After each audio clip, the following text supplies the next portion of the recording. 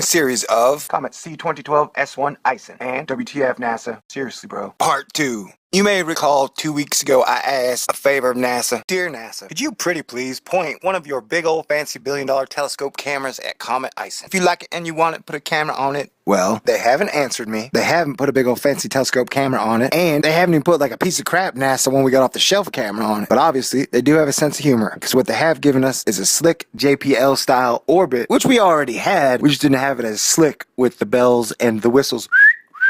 So, and then they give us a photograph that is 2 months old, which is funny because it's pretty much as good as your backyard astronomers' photographs, like Astro Bob or Astro Mutt, the Astro family. Astro family doesn't F around. And ooh, look, we can use our imagination. See how big this thing is. Speaking of how big this thing is, there has been quite a bit of news to roll out the MSM since my last video. So let us recap, shall we? Okay, sounds good, that's great. Now, but what is interesting is the information that is coming out, not the data, not the photographs, or the video, because we haven't gotten any new video, except for maybe like this little thing, which makes it look like Comet C2012 S1 ISON tracking some shit in this GIF on space weather. It looks like ISON is carrying some shit with it, because obviously it's going to have a bit of gravity. It's pretty powerful, I'd imagine. We don't even know how big this thing orbits. I would think if you were interested in finding your binary twin, you would pretty much track back ISON's path as far as you go till you got to the nearest star: brown dwarf, red dwarf, green dwarf, blue dwarf, yellow dwarf, dwarfy dwarf. Anywho, what I was trying to say was, if you like it and you want it, put a camera on it. I now realize that if you want to get people interested in celestial physics and their happenings, you gotta use Beyonce references. So on that note, I don't think you're ready for this nucleus. I don't think you're ready for this nucleus. This nucleus is too comedy-licious for you, babe. I know, sorry. I just wore a good joke into the ground. Just like those bastards who did The Hangover 2 with pretty much every joke in the movie. No, I'm sorry, forgive me. Shine bright like camera ISON. So, the information we've gotten so far is that it is not brightening as expected, which is fascinating, because if it's not brightening as expected, that means what we're seeing is the nucleus. And the nucleus is bigger than we imagined, right? That's what we're trying to measure by arcs, seconds, and pixels, since NASA won't put one of its fancy big old telescope cameras on it. Dang it. So yeah, everyone's saying, hell, if it's not brightening, then the part we can see is just the nucleus. That means it's anywhere from 3 miles to kilometers, kilometer. You say kilometer, I say mile. Both have a feeling of superiority. Okay.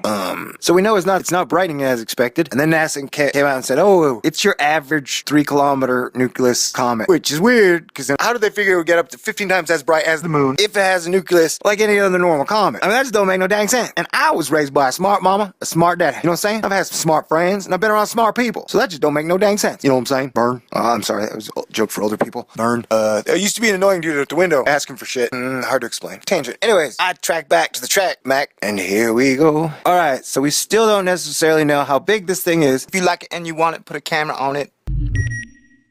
NASA's not going to put a camera on it.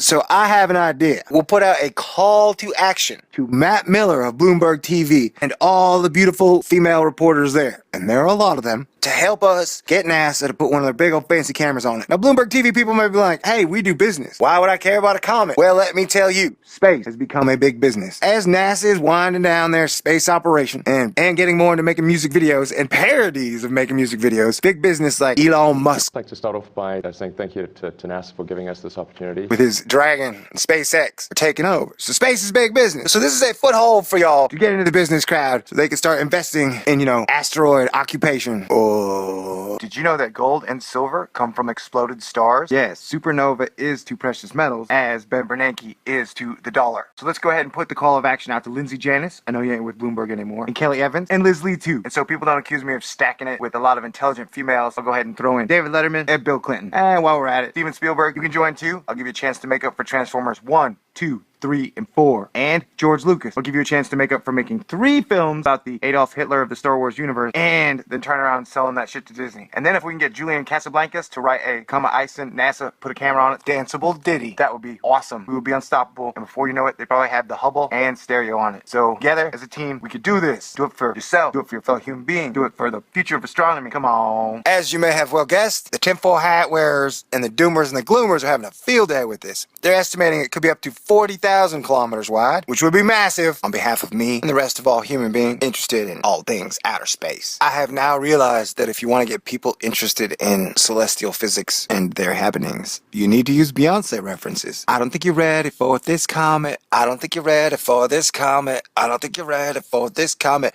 This comet is too comedy-licious for you, babe. The more they don't show us what is going on, pretty please. Is she naked? Put a bra on her. Nudity. Comet nudity.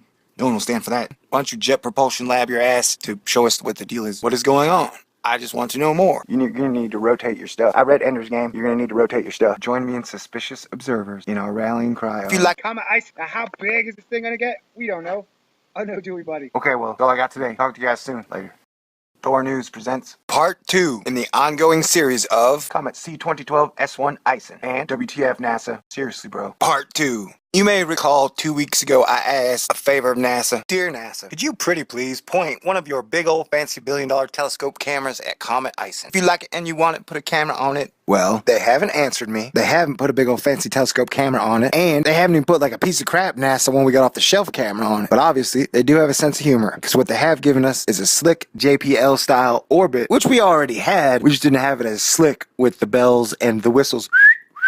So, and then they give us a photograph that is 2 months old, which is funny because it's pretty much as good as your backyard astronomer's photographs like Astro Bob or